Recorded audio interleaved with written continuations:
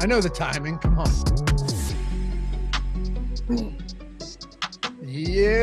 Good morning.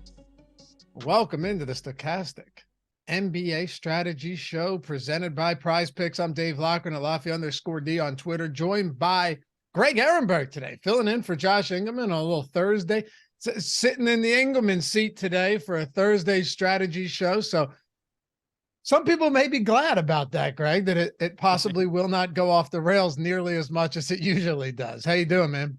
Yeah, there's going to be some people who are going to be most people will be happy. There will be maybe one or two people who are upset. I mean, the way to really, really enrage the audience is you put Josh and Eric on a show together, and then you really see people outraged in the chat. Man, how about yesterday? And by the way, happy to have you guys with us as always. Hit that thumbs up, subscribe to the channel if you haven't done so yet, and leave a comment down below if you're listening after the fact. All that stuff goes a long way. And yes, for those of you in podcasts, while you may not see us, we know you're out there. You do hear us. So hear this. Subscribe to the podcast, leave a rating or review. All that good stuff goes a very long way. So thank you. Man, Jimmy Butler. Josh likes to call him affectionately. Actually, I'm saying what Josh is referring to him as really is the worst of the best. And I know you're not exactly the biggest Jimmy Butler fan either, but he likes to refer to him as the guy who the public refers to or views as through the lens of the top tier of basketball players, but the worst in the top tier of basketball players. That's why he doesn't like him. But gotta say, man, every single game this fella plays, no matter who the opponent is, he looks pretty damn good. This year, it's funny. There are certain players who their good games are remembered and their bad games are forgotten. And there's other players who, like one of Jimmy Butler's teammates, Bam Adebayo, everybody remembers his bad games and don't remember his good games. Jimmy Butler kind of sucked in the playoffs for large portions of it last year, and nobody remembers that. But the good games, people always gravitate towards. But that, yeah, Jimmy Butler's been really fucking good in these playoffs. There is no doubt about that. But if I were to pull up some of his box scores from games last year, I guarantee you people are going to not remember they existed at all. But there were games last year where Jimmy Butler scoring like 11 points on sub 20% shooting in the playoffs last year. And yeah, those games have just been deleted from memory, like the wipeout from Men in Black. It's those games have totally been deleted. But all right, one second. I pulled up his box scores from last year, and Jimmy Butler listen to these back-to-back games Jimmy Butler had in the playoffs last year. Against who? Against the Celtics in the Eastern Conference Conference what I thought. Finals. 8 points on 3 of 8 shooting with 2 assists and 3 rebounds. And then he follows that up 6 points on 3 of 14 shooting. And nobody remembers that. And by the way, the game after that, 13 points on 4 of 18 shooting. He largely sucked through a lot of the playoffs last year, and people just forget those games exist. But like I said, he's been awesome this year. You know how it goes, man. What have you done for me lately? Yeah. He's done a lot. But yes, last season there were some rough ones. DraftKings futures are down right now, and they're fixing that. So I just want to see what the odds are on this series now. Okay. Do you remember what it closed at before game one? It had opened at minus 550 Boston Celtics, and then it closed around minus 500. Okay. Minus 220 now. And then let's see, what are the MVP odds? Because I think those might be up at FanDuel right now. For the conference or for the series, Tatum's minus 125, Butler's plus 180. Got it. Yeah. Yeah. It's only one game. But Jimmy Butler, another 6 steal game as well. I mean, he's just fantastic. Really, he was ridiculous on defense. He had a bunch of really difficult catches on passes too that he jumped in the passing lane, but also just some terrible decision making and terrible passes that the Celtics threw as well. They did not play well yesterday. They are a very, very volatile team in the sense that game one against the Sixers, they did the same thing with Joel Embiid out. Just horrible passing late in the game, crunch time, bad turnovers, and then you come back and you crush. Also, they often live and die by the 3-pointer as well. So I think Brown and Tatum combined for 2 threes on the night. not exactly going to get it done. We'll look at a prize picks card for the potential $1 million winner from yesterday.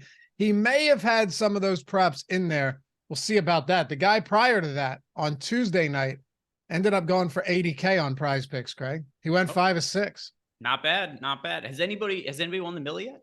No, I don't believe anyone's got 6 of 6, gone 6 of 6 yet, but correct me if I'm wrong, chat, but I think the 5 of 6 may have been the best we've seen yet. That single soul 5 of 6 may have been the first 5 of 6, but I could be wrong. You also have to think about some of the people. You have to think about some of the cards that you're seeing. It's just 99% overs. Of course, the one that went 5 of 6 was 5 of 6 unders on his card. One other thing too, though, in defense of some of these people, the options are a little like it can be hard to build a 6-leg parlay, especially if you're focusing on NBA and it's only a 1-game slate. You don't have to. You can play with any sport you want. But I understand why a lot of people are probably just focusing on NBA. I think that's a bad idea. I agree. You got NBA, you got MLB, you've got Call of Duty, you got everything else they have there. They've got like badminton, everything. They got it all. They got it all. Plus, we have the Pick'em Pro tool for multiple sports to get you in the door, make your life a little bit easier. Links in the description for that. Your first week's free. If you're playing on any of those Pick'em sites, particularly in non-legal betting states, and you're just looking for an edge, we got you covered, hands down. It's the best tool you're going to find without having to do all the legwork and make the poor decisions on your own. First week of Bet Pro is entirely free. If you haven't done that yet, sorry, Pick'em Pro for all the Pick'em sites, or Bet Pro if you wanted to include all the actual bets. But anyway, happy to have you guys with us. We've got one game to talk about today. You know, I actually considered covering both of these games for today and tomorrow, but the prize pools are still really small for these 2-game slates. That's not really worth it. When you've got 100K up top on a showdown, I think it's pretty obvious which direction we got to take today again. Yeah. And the other thing too is it's hard to play some of these games with like 2-game slates in advance. I know there's nobody on the injury report for tomorrow, but you never know how starting lineups are going to change or what's going to happen. It's pretty hard to know 24 plus hours in advance what's going to happen in the other game. So I do prefer also just looking at the 1-game slates. Let's make it happen, man. We got the Odd Shop coming up tonight too, 4:00 on the Odd Shopper channel. Yeah, get in on that. Been crushing the community parlays lately. Crushing them. Absolutely crushing them over the past several weeks. That leads you up into, what do we got? MLB Deeper Dive. Yesterday, we did a wild 3 hours live before lock. It went baseball with Josh and Adam, into PGA, into NBA. 3 straight hours. That was interesting. Yeah, and if anybody didn't like that, blame me, because that was my suggestion. So if anybody thought that was the worst idea ever, was like, this ruined your evening anyway, I'm your guy to complain to.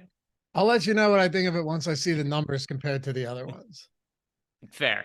All right. Well, anyway, sit back, relax. Let's talk a little bit of basketball here. All of our stuff is updated. Projections, ownership, boom bust tool. We are in business for today. And of course, if you're using the tools, when you're going to ownership, use the showdown ownership, single game and showdown ownership under the NBA drop down. Make your life a little bit easier here. We have to start with Nikola Jokic, and then we can splinter off of that. But it starts with Jokic, and some may say it ends with Jokic. 34, 21, 14 the other day. The first quarter for him was, I think, 10, 12, and 5. Something just absolutely egregious in the Western Conference Finals. 42 minutes, slowed down a little bit in the fourth quarter once it stuck Rui on him. We can get into that as well. But it starts and ends with Jokic when it comes to what are we doing. And I should point out too, and chat mentioned this to me the other day, just to set the table, Greg, that Anthony Davis on DraftKings actually was the optimal captain on Tuesday, despite Jokic's insane game. Of course, Jokic was in the utility, and I think the next best lineup had Jokic at the captain spot. But Anthony Davis still had a pretty spectacular game himself. So let's break it down from top to bottom, starting with Jokic. Hard to get away from him. If anybody was to ask, like, who's the one player you lock in on this slate, it's pretty clearly Nikola Jokic. I mean, he just has to do everything for the Denver Nuggets. He was playing point guard for them, really, for the majority. Like, he was bringing the ball up the court for them for the majority of the game. That's where the assists were so high. The rebounds were there. His usage is up in the postseason relative to the regular season. He's the most popular player on the slate for both DraftKings and FanDuel purposes. FanDuel, he's going to be really popular in the MVP spot. We don't have to worry about any kind of salary multiplier, so that makes sense. DraftKings, he's projected for 26.3% ownership in the captain spot. I think you can make an argument that that's maybe a little bit too low based on what we saw in game one when I was running lineups before the show, which obviously not the final version of lineups that I would upload because it's still early in the morning, but I was overweight to Jokic at the captain spot, overweight to him in the MVP spot on FanDuel. I think there's no issue going right back to him. I wonder if the league's going to be happy if we get a Miami-Denver finals matchup. The ratings have been, I don't know if you saw this, the ratings are the highest they've ever been for the NBA right now. They are insanely high. Even in, I wonder what yesterday was. I'm just wondering. I'm going to watch it regardless. Basketball fans are going to watch it regardless. It doesn't make a difference. But, you know, there's no doubt in my mind that the NBA would prefer a Lakers-Celtics finals. There's just zero doubt in my mind whatsoever. For sure. For sure. I think that is what would drive the most ratings. With that said, though, are we on the precipice of, if Jokic keeps playing this way, and Denver makes it to the finals, if he's going to average, like, let's say we would get into the finals and Jokic is averaging like 30, 15, and 15 or something like that, does Jokic become a superstar who just people are flocking to see just based on the numbers he's putting up then? I know to this point, people have kind of disliked him, the general public, because of his appearance or whatever, but I don't know. I think that obviously the number one draw is going to be Celtics, Lakers, but I do think there's an opportunity here where if Jokic continues this level of play, then he starts to get into a scenario of people go like, all right, if he wins a championship, does he just become the no doubt best player in the NBA? And that could be an attraction in itself. I don't think so. I don't, maybe you're right. Maybe I've just got this all wrong, but when you talk to casual fans, I just don't think the way that you and I view Jokic is a lot different. And the way that chat, who, you know, pays attention to basketball every day, views somebody like Nikola Jokic, I just think they see it through a different lens as somebody who is a casual fan. I'll give you a good example. I was out having some drinks with my brother-in-law the other week, and he knows the game of basketball. He just doesn't really follow it anymore. Watches the Sixers, you know, here and there, watches the Sixers in the playoffs, which is generally short-lived. And he's just talking about how great Jokic is and how much he loves watching him. And then it turns out that he was referring to Luka Doncic and he thought that was Jokic. So I was like, no, this is Nikola Jokic. He's like, oh, that guy. Like, yeah, the guy that won the back-to-back MVPs. He's like, oh, okay, I have more fun watching the guy on the Mavericks. So it's just one of those things where, as amazing as Jokic is, as amazing it is for you and me to watch him pass out of a double team, you know, and make these insanely difficult passes in tight windows, haul down 17 rebounds in the first half, back a guy down to the basket effortlessly. Some people just, I just think I'm not sure you can ever get the bulk of casual fans to necessarily be on board with that as a guy that draws in the same type of people like a LeBron has, or a Giannis has, or a Steph Curry or somebody like that ever has or ever could. Yeah, I mean, I do wonder, though, if this is what it will take to elevate Jokic being more mainstream, because I've been of the belief that he's been the best player in the NBA, for me, really without too much of a second thought for the last 2.5 years now. But I do think that the general sentiment, too, there's so much pushback against Jokic who bring up as the best player in the NBA, to the point where like people be like, yeah, but DeAndre Ayton's better than him. Like, I get like these crazy replies on Twitter that people will push back on it. I do think if Denver wins the championship this year, that he will just be, in the public eye, no doubt the best player in the NBA, especially if he keeps playing this way. But either way, to the original point, clearly the NBA, if they could handpick their finals, it's Lakers Celtics. He won back-to-back MVPs, though. I mean, maybe it takes a finals win, but if it doesn't get there after that, who knows? And I'll ask chat this as well. I'm going to ask you, if before the season started, the NBA could hand select the finals matchup, right? Write the script as they do in the NFL, as many say. I'm joking, obviously. Although some of those scheduling quirks in the NFL this year are outrageous. And I think it is so fucking dumb that they put the Jets on 47 primetime games.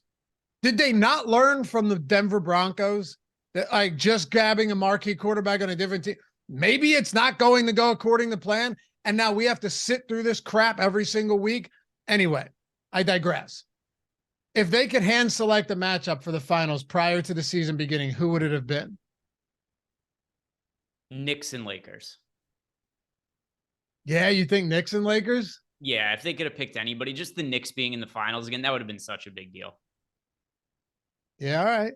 Celtics Lakers probably number 2 though, but number 1 would have been Knicks Lakers, I think. Knicks Lakers, yeah. With what about What about Brooklyn Lakers in the event that Brooklyn still had the team together? I mean, just living in the New York area, the Knicks are such a bigger deal than the Nets. Yeah. Even though the Nets have been the more generally relevant team the last few years, the Knicks ended up being better this year. But yeah, I think it would have been finals, Knicks Lakers, but the Eastern Conference Finals, Knicks Nets. Yeah. Knicks Lakers, you're right. Probably would have been a big draw. But as far as I'm concerned, I don't want to see the Knicks in the finals. No, but I think it would have been for the NBA would have been a big deal. This would have been really interesting if the NBA, if their script would have gone to plan. It would have been Knicks Nets in the Eastern Conference Finals, Lakers Clippers in the Western Conference Finals. That'd be yeah. If you're a marketing team and you wouldn't even have to do a job. The job would do itself for you in that type of situation. You're absolutely right. Clippers were healthy. They could be there right now. They were, in my opinion, that good. But anyway, besides the point, yes, we obviously like Nikola Jokic. 77% boom percentage at that price is shocking. Like Anthony Davis in the boom bust tool is at 31% right now, Greg. That's the next highest boom score on this slate. Forget about Jokic. We already know that he's a fantastic play. One way or another, you need to have him in your lineups, whether it's at captain or it's at utility. Speaking from a FanDuel standpoint, yes, you probably want to have him in the MVP spot in the large majority of lineups. Yesterday was a little bit more spread out with Tatum and Butler and Brown and and Bam even pulling some ownership at captain. Today, though, what do you think the alternatives to Jokic are that could put you in a good spot tonight if you're not playing Jokic at captain, obviously still at utility? So just to clarify, yes, if Jokic is not in the captain, who if Jokic isn't at the captain spot. Yeah, so if Jokic isn't at the captain spot, we do have LeBron picking up more captain ownership. One thing that was able to make some lineups a little bit differentiated in game 1 is we had a bunch of Jokic ownership, a good amount of AD ownership, and then LeBron was just not popular as a captain for game 1 in our ownership projections. That's not the case for today. I do feel like it's fairly appropriate, the split between Jokic, AD, and LeBron. So if I'm going with somebody else, I'm probably going to lean to, I want to go somebody cheap, right? Because I think that a big game from at least 2 out of the 3 of Jokic, AD, and LeBron seems a little bit inevitable to me. So the way I'd want to do it is I want to go cheap at captain to enable me to get all of the stars in my lineup. I'd probably go with Dennis Schroeder, who I liked a lot as a value play in game 1. I know he didn't have the biggest game in the world, but he did stick in the starting lineup. I assume he's going to stick in the starting lineup again. If that's not the case, then he'll have to pivot off this. But Dennis Schroeder, despite the lackluster game, started and played 32 minutes last game. And had he actually played well, it stands to reason he probably would have played more than 32 minutes. One thing that's nice about him kind of sucking in that first game, his price has stayed really cheap. He's $4,800 in the utility, which means you could roster him for $7,200 in the captain spot. I think that's a reasonable way to save salary, create some upside, and then enable yourself to pay up for all the stars also. Okay. What about Rui? Played, I mean, I know this you're talking real cheap here. Yeah. Played over 15 minutes straight to close out the game. They cut that lead down from 21 when he came into the game down to 3 at one point. really incredible stuff to see that. Now, was that all Rui? No, obviously not. Austin Reeves was knocking down some monster threes late in that game to cut the lead, but there was clearly something that Ham saw in Rui that he wanted to get him additional minutes. Played 28 in that game, 15 of which came in the second half. What do we do with somebody like that today at a price point that, let's just assume that they try and replicate what they did in the second half that kept them close? What if we assume that they try and do that throughout the game with somebody like Rui? Yeah, so he's good points per dollar value play, $3,600. He's projected as the most popular value play on DraftKings today. And then over on FanDuel, Rui is a little more expensive. He's 8,000. So, relative to FanDuel pricing, he's not quite as popular there. But I do think that Rui could end up going a little bit over owned today because his minutes have been so erratic in the playoffs. And the other thing, too, is he didn't have the best fantasy game in the world, even though he played those extended minutes. He played 28 minutes and he scored 21 fantasy points. If his playing time dwindles, which I think is fairly likely if you look at his playing times overall for the playoffs, like this happened against Memphis as well. If you remember, there was a point where against Memphis in the playoffs, we saw a couple of big games from Rui. Everybody went and played Rui in the Classic contest, and then his minutes just disappeared. He went from playing 32 minutes to 22 minutes, and then the start of the next series, he was playing 11 minutes. So I think the minutes have been so erratic for Rui. Like you get this stretch of games from last series against the Warriors. He plays 22 minutes. He plays 11 minutes. He plays 22 minutes. He plays 16 minutes. 28 minutes is the most he's played since game 2 of the series against Memphis. I think the more likely scenario for Rui is that he loses out on playing time. And then also, if when he's on the court, it doesn't go as well as it went last game, that's another reason that I think the Lakers could potentially limit his playing time. So he's not really been consistent in terms of production or minutes in the playoffs. So with that in mind, if the field is going to be on him, I'd rather be a little bit underweight. Does that mean in any way, and I'm not talking necessarily captain, okay, but as far as value goes, if that is the case, could you see yourself getting to more of a Lonnie Walker, potentially? I mean, Vanderbilt looks like could Vanderbilt's minutes come back? I suppose it's possible, but it doesn't look great. I mean, ultimately, though, D'Angelo Russell, Greg, ended up playing 26 minutes in that game. In those 15 minutes that Rui Hachimura played to close out the game, D'Angelo Russell saw exactly 0 of them. So just looking at how this is what's fun about showdown slates, because one move can change a lot, can change everything. Looking at the dynamic here, assuming Rui doesn't get the same amount of minutes, let's just say he's relatively popular. You're right. His minutes trend back downwards and he plays 18, right? Chop 10 off of that. Then you're very likely seeing D'Angelo Russell, if he's not playing as terribly as he was, particularly on defense, he could get back up to 35 minutes or something. He could play even more than that. So that's why I think D'Angelo Russell is the most under-owned player on the entire slate relative to his upside, because we got him projected for 26.3% ownership, only 1.7% of that coming in the captain spot. Another guy who's been really inconsistent in the playoffs. Here's what's different about D'Angelo Russell being inconsistent and Rui being inconsistent when I just talked about him before. Rui is inconsistent and everybody is playing him today. D'Angelo Russell has been really inconsistent and nobody is playing him today. So give me the guy who's been inconsistent with a ceiling that people are not going towards, because you don't have to go all that far back to find games where Russell played big minutes. 2 games ago, the closeout game against the Warriors, 41 minutes for Russell, for D'Angelo Russell in that game. So he goes from playing 41 minutes to 26 minutes. Nobody wants to play him. The inverse happens with Rui. Rui goes from playing, 12 minutes to playing 28 minutes and everybody wants to play him. If Russell just makes his shots, he's playing his normal minutes and then there isn't that same playing time available for Rui. Right. So, I mean, it creates a very interesting dynamic with this entire team today. Reeves played 42, LeBron played 40, Davis played 42, Schroeder played 32, Rui played 28, and Russell played 26. I guess when you look past all of this and you see Lonnie played 20, Vanderbilt, last man off the bench, played 10 minutes there. Backing up Anthony Davis in the first half. And then what did he play? Like 6 minutes or something in the second half. is there value here on this Lakers team? And then I'm going to get to a question that actually answer this one first. Then we're going to get into something that we absolutely need to discuss that was crucial on Tuesday if you planned on winning anything. Can you repeat that one more time? Yeah. So I went all over the map on that one. I was answering something in Slack.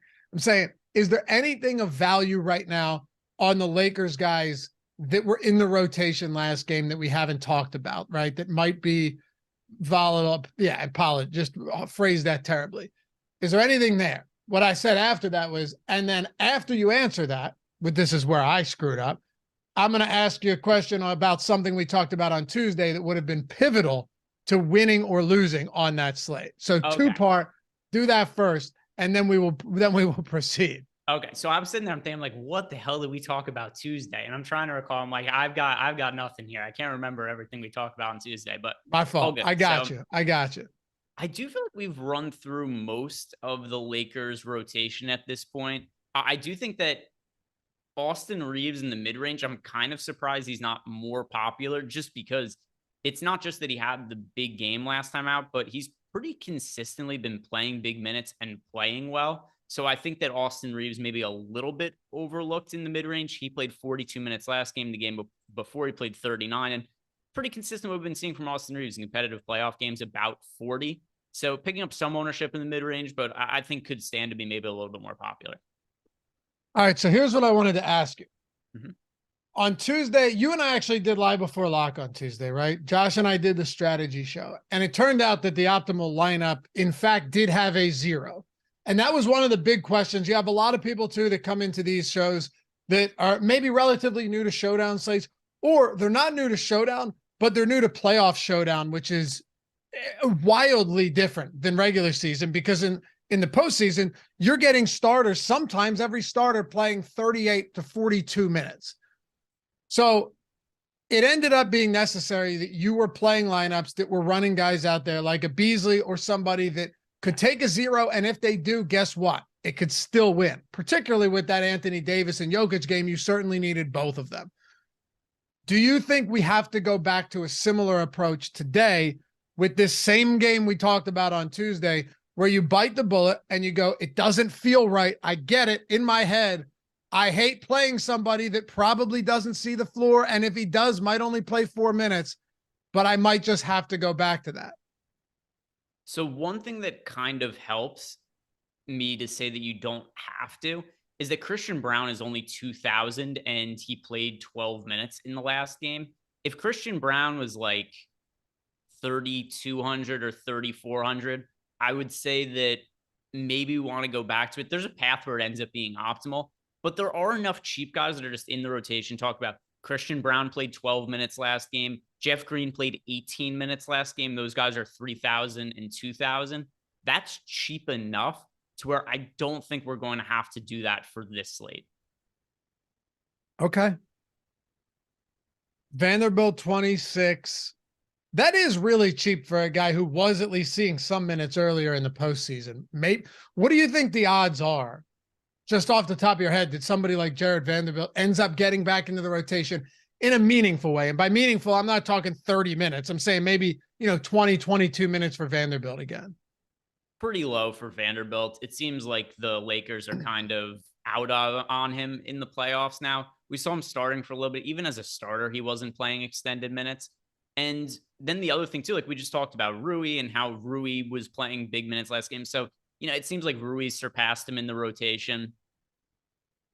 When's the last time we saw 20 plus minutes from Vanderbilt? It was game 1 of the Memphis series. And then it seems like the Lakers just kind of gave up on him after that. He hasn't played 20 minutes since then.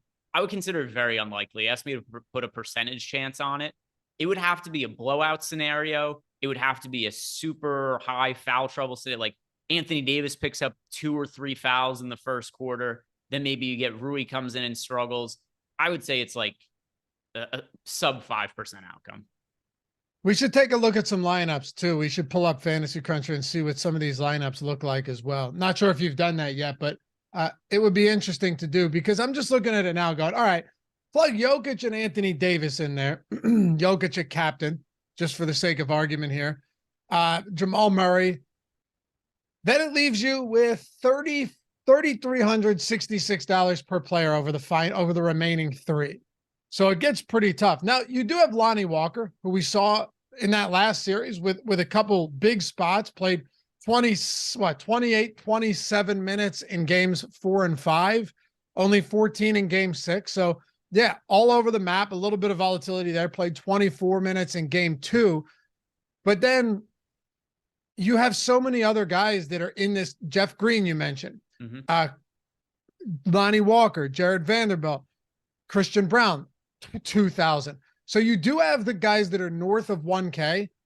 But if you are going this direct, like if you put it this way, if you go with a 1K guy here, let's just test this out. Do a little thought experiment here. I'm going to throw a random 1K guy in there. All right. I'll throw Zeke Najee in there. And then if you were, okay, so you're going to throw him in there, and then let's just go with a cheaper guy and say Vanderbilt. If you do that, does it open something up for the mid-range? It does. It gets you to KCP. Going a little cheaper to Christian Brown over Vanderbilt would get you to an Aaron Gordon. It would get you to, a D'Angelo Russell, a Bruce Brown. But then if you were to go with someone in that 3K range, let's say Lonnie Walker or even Rui, then you're limited essentially to Dennis Schroeder as your highest priced option. Yeah, and that's why also to what we were talking about here, the reason why I don't think it's necessary to take a chance on these 1K guys who are likely not going to be playing unless there is a blowout is we just have these guys that we've been talking about here, the Christian Brown, Jeff Green, Rui, where, does the $1,000, $2,000 in salary savings open up a considerably better lineup for you? I tend to think it doesn't. So this is not going to be one of those slates where I take a chance on players that I project to play 0 minutes. Okay. I'm wondering how popular, though, are these lineups going to be that have Schroeder and then Schroeder with like a Jokic, Davis, Murray type, and then just two cheap guys that are projected to play minutes. Yeah. It'll be popular. I mean, it's hard to really create lineups that are, wildly different on some of these 1-game slates. The easiest way to do it, though, just leave some salary on the table. Even something like if you have, let's say you have $7,600 left for your final roster spot. A lot of people are going to be plugging Austin Reeves into that spot. Go to like D'Angelo Russell instead for a comparable upside, a little bit more variance. Leave salary on the table. I think that's going to be the best and most reasonable way to differentiate lineups today. Rance asked, I wonder how often that works in the NBA and the NFL. Well, again, with the NBA, it's so much different in the postseason. It is just wildly different.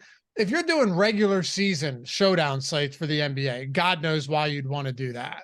I think there was one slate this year. It was the Pistons in Orlando or something. And it was, I don't know if it was the NC, if it was like college championship or something where they just had one game that day.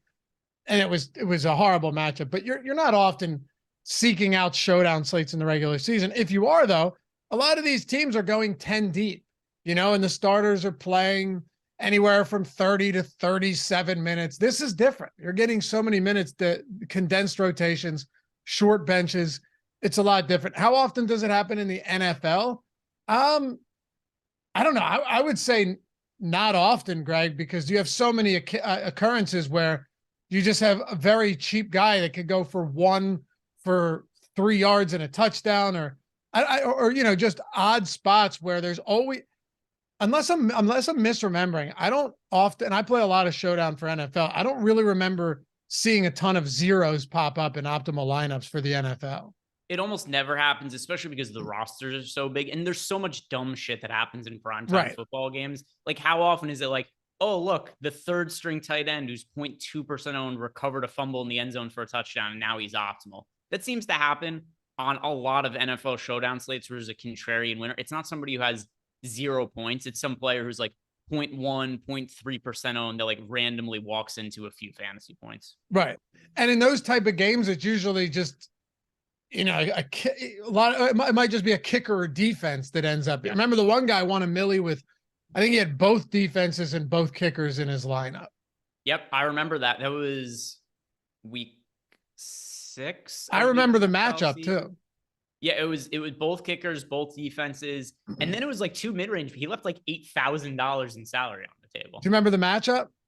I don't remember the matchup. Old Russell Wilson in prime time against Matt Ryan and the Indianapolis Colts, and it went to overtime. I should have guessed it was Russell Wilson because he played it, because I remembered it was in the first half of the season, and nearly every single primetime game in the first half of the NFL season was Russell Wilson. It was horrible. The best time I had betting was just unders on Denver games every single time last year. I'll tell you though, that game is unforgettable because it was 3rd and 5. They were up. The Colts hadn't gotten past the 50-yard line since like the first quarter. And Hackett and Russell Wilson dial up the old 3rd and 5 at the 20. All we need is a field goal to go up by 6 and just keep them out of the end zone. Denver, great defense.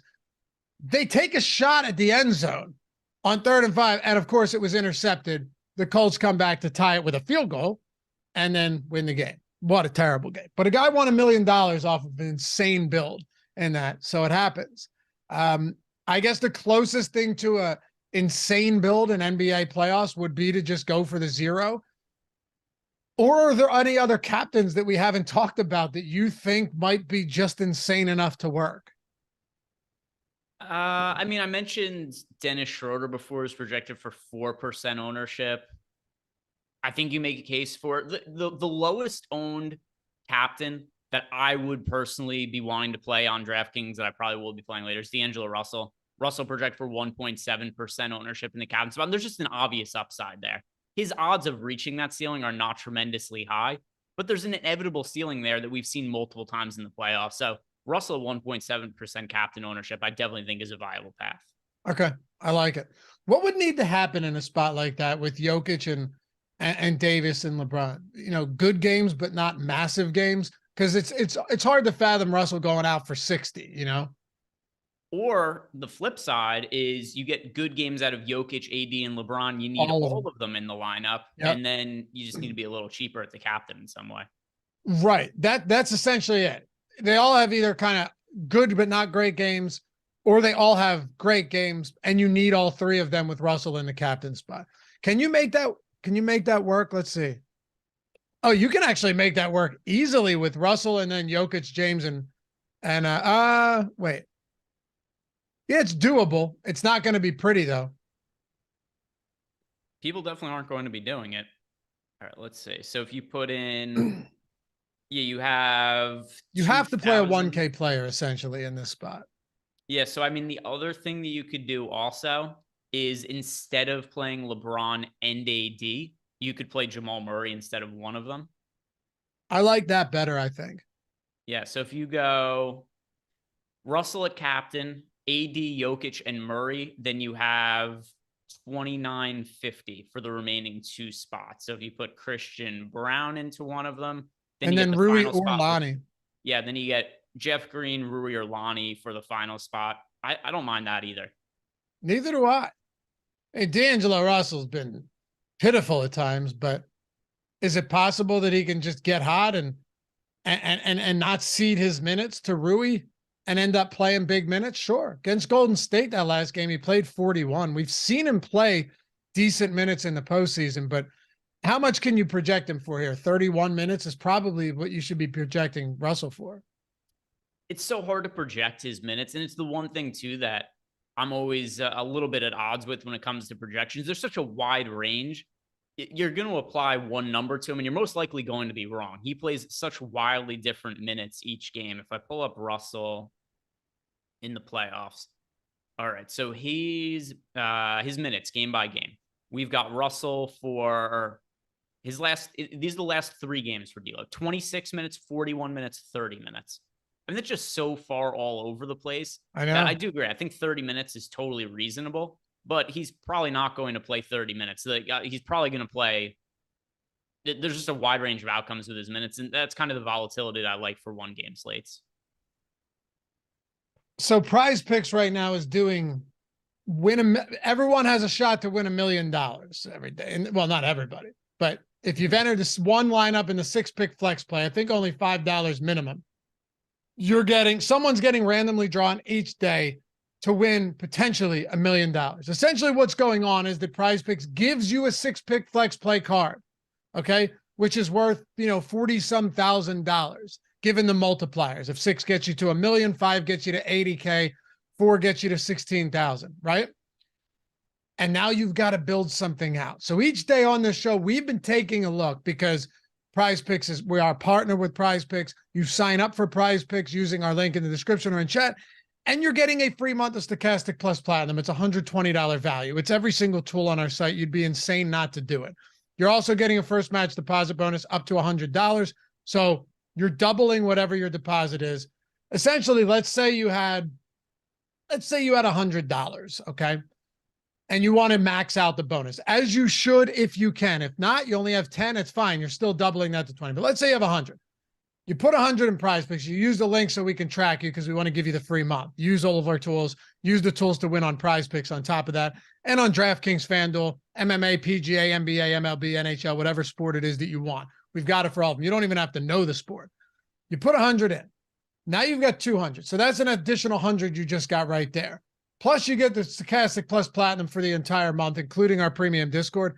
That's another 120 right there. So it's $220 you didn't have yesterday. And it's a whole lot of money that you could see a windfall of money when you consider that we're not just sending you a $120 TV that sits there and doesn't do anything for you. It's the tools to use for sports that you've already been playing that are going to make you better, maximize your ROI, and win more money as a result. So if you're not on Prize Picks and you're in an eligible state, take advantage of it. $120 value entire month, Stochastic Plus Platinum, and first match deposit bonus matched 100% up to $100. Now, Greg, let's take a look at yesterday's card and see how this fine fella did, who was randomly selected to win $1 million. Now, I'm going to ask you, how many do you think that he hit?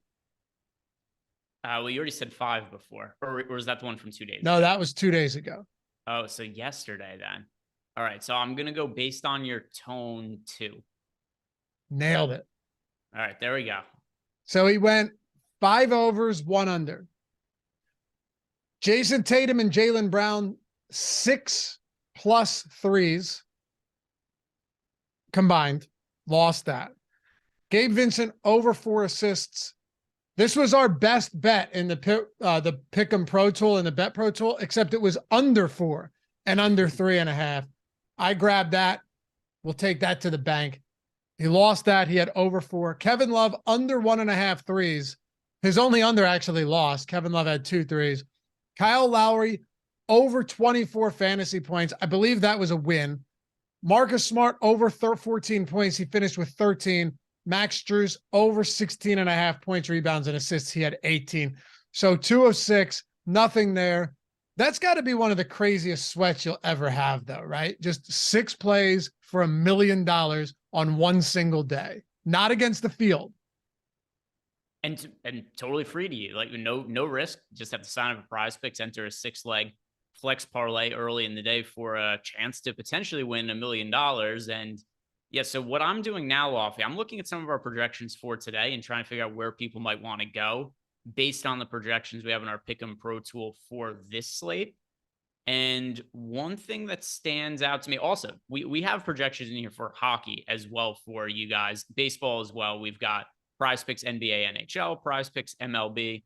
But what's standing out to me right now from NBA is Kentavious Caldwell-Pope over 2.5 rebounds.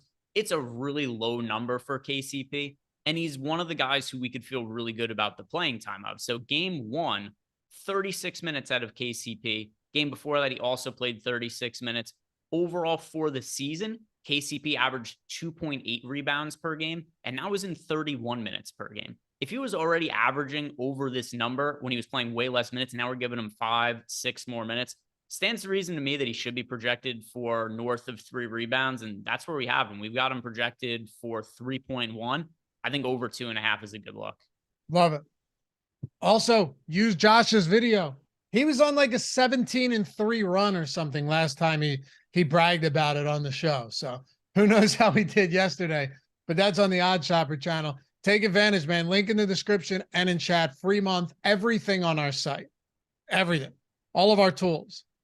And the deposit match bonus. If you have any questions about this stuff too, guys, of course, use the link. It's easier. But if you have any questions, you can DM me. My DMs are open on Twitter. I'm happy to answer those questions. All right. So Jake said Josh went 1-1 yesterday. All right. Tomorrow, Jake, make sure to remind him that he did not go 2-0 so he can shut up about this. Let's where do you want to take this? We've hit on a lot of the things that I think are necessary. Whether you're talking about, do we want to get to the 1K players? Are there captains that we want to get away from? Are there certain low owned or lesser price captains that we think are viable? We talked about D'Angelo Russell and a few others. Anywhere else that we need to tackle so we don't leave some stones unturned here for an odd playoff showdown slate where all the starters play a ton of minutes? Yeah, it's tough, right? Because I do feel like we've already gone through a lot of the people here. D'Angelo Russell, just to rehash, and the reason I bring him up again is because I do see that people get very upset when you bring up D'Angelo Russell. A lot of people do. Yeah, people weren't happy with that. Yeah, people weren't happy with it, but once again, he's 1.7% owned in the captain spot. If you play the slate out 100 times, I think that he ends up being optimal more than once. And, if he ends up being optimal twice in that scenario, then he is underweight or under-owned just based on that. As for other guys, though, I do think it's pretty efficient. Like Jokic is popular, AD is popular, but not like crazy so. Same goes with LeBron. Is there anything that stands out to you? Because I do feel like we've kind of covered a lot of these guys now. Me too. I will answer a question. Obi-Wan said, who's the most likely to triple-double tonight? Obi, you know that question, my friend. You're in here a lot. I know you're in here a lot. You know the answer to that question. Clearly Austin Reeves. Yeah. No, it's Jokic. It's actually not even close. I bet if I were to pull up triple-double odds, first of all, you'll probably only have odds for Jokic and LeBron. That would be my guess. And then LeBron will probably be 16-1 or something. Let's see. Jokic is probably going to be even money at this point. Yeah, let's see. The other thing, too, is very frequently, if you guys are on FanDuel, and instead of just betting the triple-double, if you instead parlay the 10-plus rebounds with the 10-plus assists, it's almost always better odds than what the triple-double odds are. Yeah, someone in our chalkboard, Calvin, was doing that yesterday with Butler. It didn't pan out, but he was getting better odds on it with the rebounds and assists. Oh, we just hit 2,000 members in chalkboard too, Greg. Yeah, and if anybody wants to be member 2001, it's free to join. Wolfie and I post a bunch of bets in there. We had a good day yesterday. Yeah, we won almost every single bet we posted yesterday, so would have been a good day to be in there. Definitely helped us we got like 50, 60 extra people join, so there's a link for that below. If you guys want to get some additional bets from Wolfie and I, or you just want to shoot the shit with us, ask us questions during the day, it's totally free to join.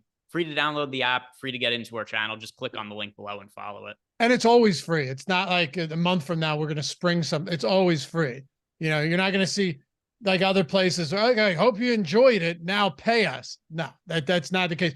We wanted to create a community where we could have free picks and conversation. And I will say, Greg, I'm pleasantly surprised by two things. By the way, the app, if you just click the app and the link down there, click it, and you're in. It's super easy. You can sync all your sports books up to it as well. I'm pleasantly surprised because I didn't know what to expect, especially now that we have 2,000 in there, that it's actually a great community of people that are, in there shooting the shit, helping each other, answering questions, talking through stuff, supportive of wins and losses, and also some pretty smart people that have found real ways to utilize the tools that we have in BetPro and OddsShopper and just everything else. Yeah, it's been not a lot of trolling, which I thought there'd be a little bit more of it, but no, people are just been cool. Yeah. And Brandon Katz is in there as well. That's not true. Everybody's gonna delete the app now. I'm joking. Chris White, I have atoned. How are we at 76 likes? Cleanse yourself. Yeah, we're at 83 now. So whatever you did there worked, Chris. 17 likes to get to 100 likes here would be greatly appreciated. But yeah, man, come join us in Chalkboard. It's been a lot of fun. Oh, and last thing before we wrap this one up and give you some optimal lineups for the day. The link yesterday in the chat was wrong for the MLB lineup generator, half off. So if you clicked it and you're like, why is this not half off? We fixed that. So if you're looking to get in on the lineup generator for MLB, that is the correct link is in there. It's $4.48 for your first week. if you've been having a tough time, not winning a ton, $5 for the week to give this a test drive. The question now is, what do you have to lose?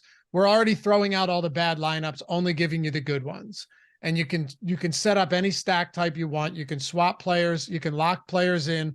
You can adjust them if you'd like. You can upload them to CSV, and it's optimized for mobile. So whether you're playing $2 or $200 a day, big bankroll or small, plenty of time or no time at all, less than $4.50 for the first week. I fixed the link. It's down there if you guys want to check it out. All right, let's go over some of the top lineups that we have, how they project right now. Do you want me to pull that up, or do you have something pulled up that we can get into? Why don't you? I don't have it up in front of me right now, just because I had the pick'em pulled up in front of me. All right, hold on a second. While we're here, if anybody wants a bonus number for Pick'em Pro, the actual #1 prop that we have for prize picks today doesn't come from NBA. It's actually NHL. Brent Burns for under 3.5 shots on goal. I'm just going to blindly trust our data there and assume it to be true. But if you guys are playing on prize picks, you sign up using our promo code and you want some other ways to extend out your prop card that you're building there, Brent Burns under 3.5 shots on goal. You know, I said this yesterday when I was combing over meticulously the NHL slate, that Brett Burns prop is a can't lose spot. No, I have no idea. I just know it's hockey. All right. So if you were just to crunch these unadulterated using the stochastic projections, the top projected lineup right now, I'm not using ownership or anything. Jokic, LeBron, Murray, Schroeder, Rui, and Christian Brown. That makes a lot of sense. It's going to be insanely popular. But I mean, are you surprised even a little bit that is, and it's almost maxed out. It's 49,900. Are you surprised at all that that's the top lineup for tonight? Was Anthony Davis not in that? He wasn't, because it was a little bit over, but that is, so the second one, the second highest projected is Jokic, Davis, LeBron. Wow. Jokic captain, Davis, LeBron, Rui, Vanderbilt, Brown. So then you get real ugly towards the bottom. Yeah, to answer your question you had before, I'm a little surprised the top projected lineup doesn't have Anthony Davis in it. So yeah, a little bit. Maybe it might not be quite as popular. It's for sure going to be duped a bunch of times, but I wouldn't be surprised if the second highest projected lineup is more popular than the first projected lineup. Really? Okay. Yeah, obviously people are going to want to get to Anthony Davis. I understand that. But for me, it was more so that the construction of that build, the way that it's built out, that it keeps you from getting too many bad players, might be enough for people to get there. We have Davis projected for 2 more fantasy points right now on DraftKings than LeBron James for this slate. And I have to imagine that looking at this, let's see, let me go back to it.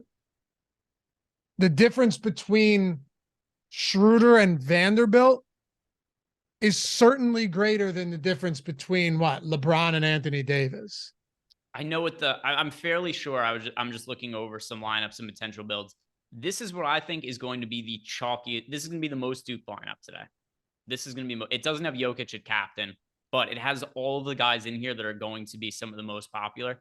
AD at captain, Jokic, Jamal Murray, Dennis Schroeder, Rui Hachimura, Christian Brown. I think that is going to be the most duped lineup today. You get AD and Jokic, and you get Jamal Murray, and you get Rui, who's the most popular value option. I think that is going to be the lineup that's run like hundreds and hundreds of times in the main contest. Okay. Obi-Wan said, dang, that's my lineup. I assume he's talking about that LeBron and Jokic one. Dude, that's going to be popular. Yeah. Obi-Wan, which one is your lineup? Yeah, which one are you referring to? I think people are going to look at it and they go, all right, if I can just get to Schroeder here over having to go to Vanderbilt or something like that, and it means that I have to swap out Davis, but I still get LeBron, I think you're going to see a lot. I think a lot of these lineups are going to be pretty popular. What's that? I think a lot of these lineups are going to be pretty popular. Absolutely. There's no question. Looking at captain too, a lot of Jokic. There's going to be do you think Rui's going to be popular at captain today? Ish. We have him projected for 5% captain ownership. We have him overall as the 4th most popular player on the slate. I think 5% is probably reasonable. And I guess it depends if we're considering that popular or not. That makes him what, the 6th most rostered captain, something like that. He'll be relatively popular. He'll definitely be the most popular cheap captain. Rand said, need a jokerless lineup. Worked versus Suns, definitely an outlier game. Yeah, but what's an outlier? I suppose the way that could work is going LeBron, Davis, and Murray. Let's wrap the show with this, actually. And shout out to you guys. We're 2 likes away from 100. So I'm confident in saying that there are 2 of you out there who will be kind enough to humbly select that thumbs up button and get us into triple digits here. Let's just say, for argument's sake, that you're hand building a lineup without Nikola Jokic, okay? Without him entirely. 1, do you think it's plausible that it could work? And 2, if it did work, would it have to be Davis, LeBron, Murray, or something like that? And then are you trying to overload that with a bunch of Nuggets too if it's not Nikola Jokic? God, what a horrible situation to be in. It's tough, right? Because on one hand, I would probably forego LeBron in that lineup. It would probably be AD at captain. And then, so the scenario here is like Jokic either gets in foul trouble or gets hurt. And that's how he probably fails. So in that kind of scenario, I think you want AD at the captain. You want Jamal Murray. Jamal Murray also could be the captain. But then I think you also want Michael Porter Jr. and Aaron Gordon in that lineup. Right. Because otherwise, the only alternative, if you're not doing that, is that the Nuggets get blown out so bad that they're all terrible. And I have a very difficult time believing that's the case. So, all right, man. Anything else? No, that does it for me. I think we've talked about every single player in this game multiple times. So goodbye, me. I think we covered it all. Yeah, man. Hey, follow Greg at G Ehrenberg DFS, me at Lafayette_D. Shout out to Jordan Klein for producing this one. And remember, I actually already threw a pick for baseball into chalkboard, although the line has moved enough now to where I wouldn't bet it anymore. That's the great thing about Odds Shopper. We'll talk about that another day. But come join us in chalkboard. Click that link. Join us. Help us continue to grow this blossoming community in chalkboard, and come say hi if you do. Shout us out or say hi in general chat. You'll be received with open arms. We'll see you guys back here tomorrow. Peace.